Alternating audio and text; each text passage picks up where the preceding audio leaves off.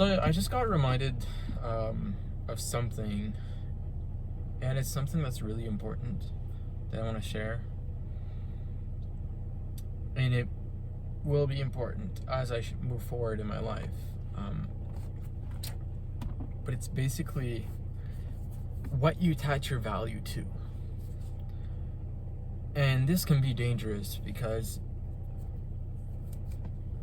let's say you attach, I'm going to use me as an example. If I were to attach myself to how much money I make, like my value being on how much money I make. Let's say I make a good amount of money. Let's say this month I make like 25K, okay? And I feel good about myself. And it's like having the perspective of, because I have this money, I'm able to be seen as like this person that has higher value over everyone. It's like attaching your value. Not saying that making money is a bad thing. That's not what I'm saying at all. But it's attaching your self-view, your self-value to that outside thing. You're essentially giving your power to how you feel about yourself to something outside of you, to an outcome, to something that's easily manipulated. Let's say the next month I make 5K, and for me, from going to 25K to 5K, I might feel bad about myself. I might feel like I'm not worth anything, I'm not worth much. While as when I made the 25K, I saw myself as someone who was high value, who I was high achieving, that I had a purpose. But the problem with that is like I just explained, when you have a lower month, that lowers you. So your inner view of yourself can be manipulated by something outside of you. Instead of having a strong foundation of how I actually view myself is how I treat myself, how I look at myself, and how I believe myself to be. I know what I've been through. I know that whatever I've been through doesn't define me. But I still don't attach myself to my past. And that's another way of attaching your value to something. It's being attached to your past. Whether you have a past that was full of love, or areas which you've had lack of love, that's not in your control, and you're leaving the ability of having a good view, a higher point of view to yourself. I'm trying to find the right words to really explain this well. Let's say I am somebody who has had no love and no friends as a kid, and I've attached myself to this view that because I had no friends when I was a kid, I'm still not able to have friends today.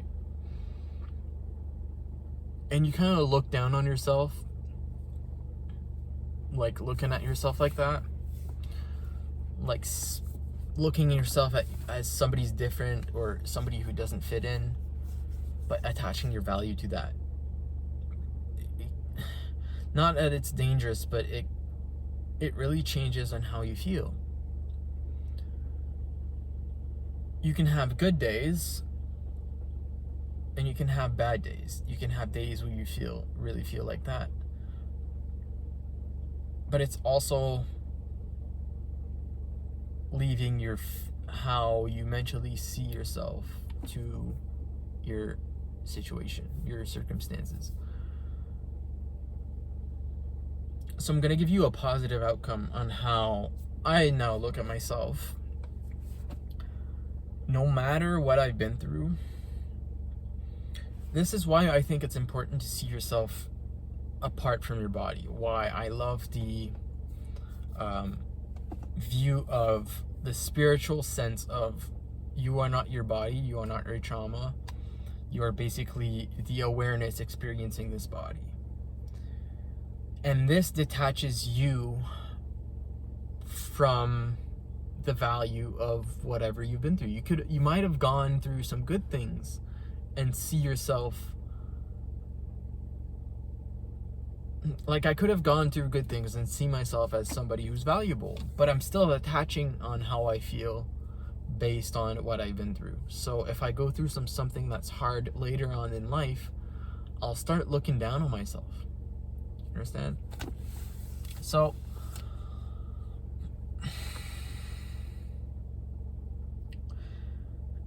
you can really change how you think about yourself, because your thoughts, your beliefs is really what creates your reality, your personality, your personal reality.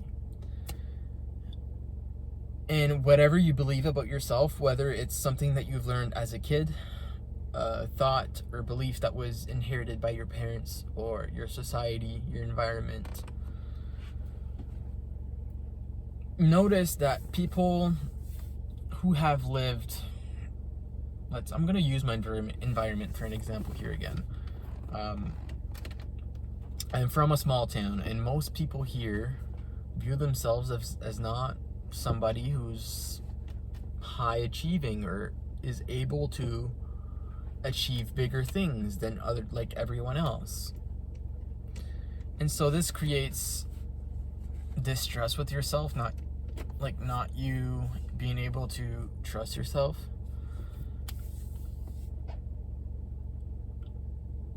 And it can really,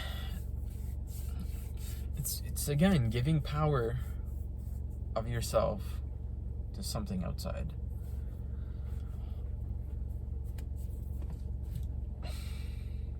So as I was explaining, the positive outside of that is really seeing yourself not as your traumas, not as what happened yesterday, not as what happened today. Let's say you had a group of friends or a group of people that were laughing at you and you fell or you embarrassed yourself. Well, the important thing is not to identify yourself based on that. Stuff happens. Like we all go through embarrassing stuff, hard things. And so we become better each day. And how you see yourself, I'm going to give you an example that maybe you might have felt in your life, is when you're doing something hard or something new and you feel, all of a sudden you feel like you're not worthy of doing that thing, you're not capable of doing that thing. You start feeling that. You start feeling how it feels to not be able to do that thing. And that takes power away from you, instead of keeping the mindset, because when you attach the mindset of how you take care of yourself, how much love you give to yourself. And again, even that might not even be the best thing, because there might be days that you might not give yourself the love that you deserve. And it's really detaching from this presence. It's really being detached from any physical thing or thought or belief. Anything that has happened in your life, in your entire life, shouldn't define you.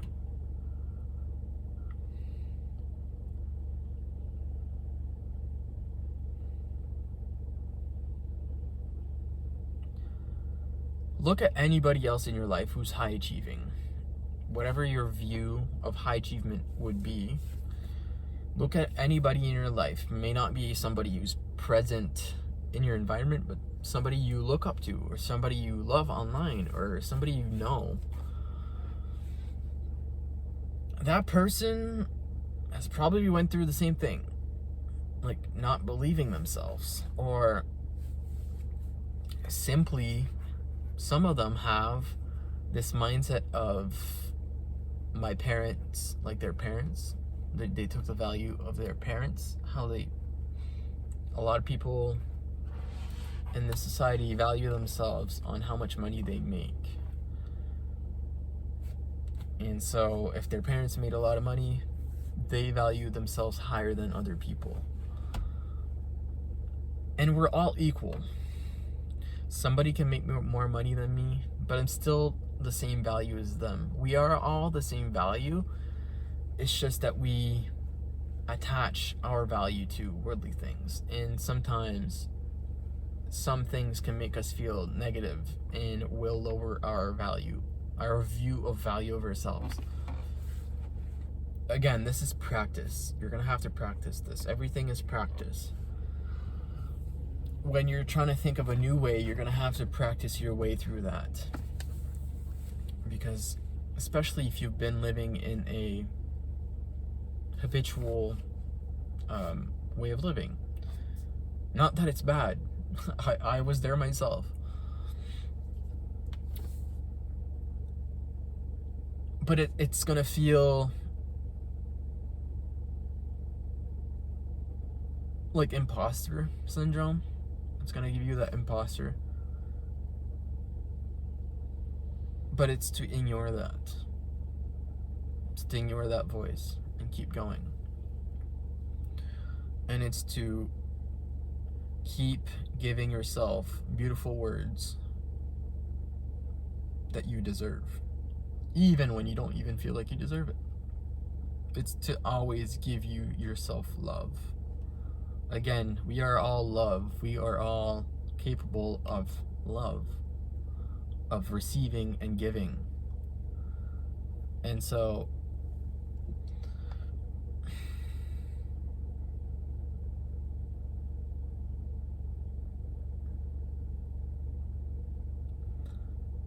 in any hard moments, anything that you've achieved, that say you had a rough day,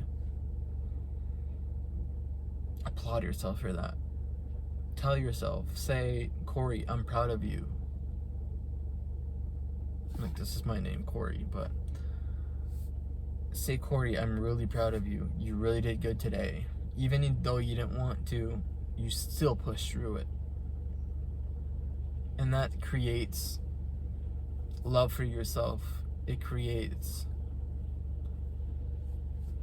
also gives away the need for love from somebody else, because you can give love to your own self. And it's also doing acts of love, choosing to eat better, choosing to take a small step towards something better, towards a better life, towards a better experience, towards a better environment. One small step. It all starts with one small step. And I recommend small steps personally, because taking 2 big steps all of a sudden might make you overwhelmed and might make you feel, it might feel too uncomfortable, and you might not be able to hold that. So small steps are small, but they're undeniable. One small step every here and there, whenever you can, whatever you feel comfortable. Maybe not comfortable, but when you feel it's time. And at first it might feel really uncomfortable, so you might have to take bigger spaces between baby steps. But the more steps you take, the more trust you build with yourself. The more you're able to trust that you're able to move through change, that you're able to change. And you might fail at some things. I know I have. But it's to understand that every time you try something new, you're gonna fail. You're not automatically going to become great at something that you've never done. It's going to require practice. just like look at a YouTuber who's been doing it for years. He looks like he's great at it, but he's done it so many times. He's had many errors. Look at his first video and compare it to the last one. There's a big difference. Even me, I've learned things on this YouTube channel, even though I haven't been posting for so long. I've learned, but it's by doing it. And it's to understand that even though I have failures, those failures don't define me. And even if you're having people that are judging you based on your failures, are they doing things to change themselves? They're probably jealous because you're doing something about your life and they're not. So be proud of yourself. Be proud for that small step you made. Whatever that may be for you, start where you feel comfortable. And give the self-love you deserve. Pat yourself on the back for the hard things you do. Even for watching this video, for clicking on this video, for sitting through till this point. It takes energy to do that, to listen to me, to take in the information, to wanting to change. That takes energy. Be proud of yourself for that. So one step at a time. You got this. I believe in you. If I can do it, so can you.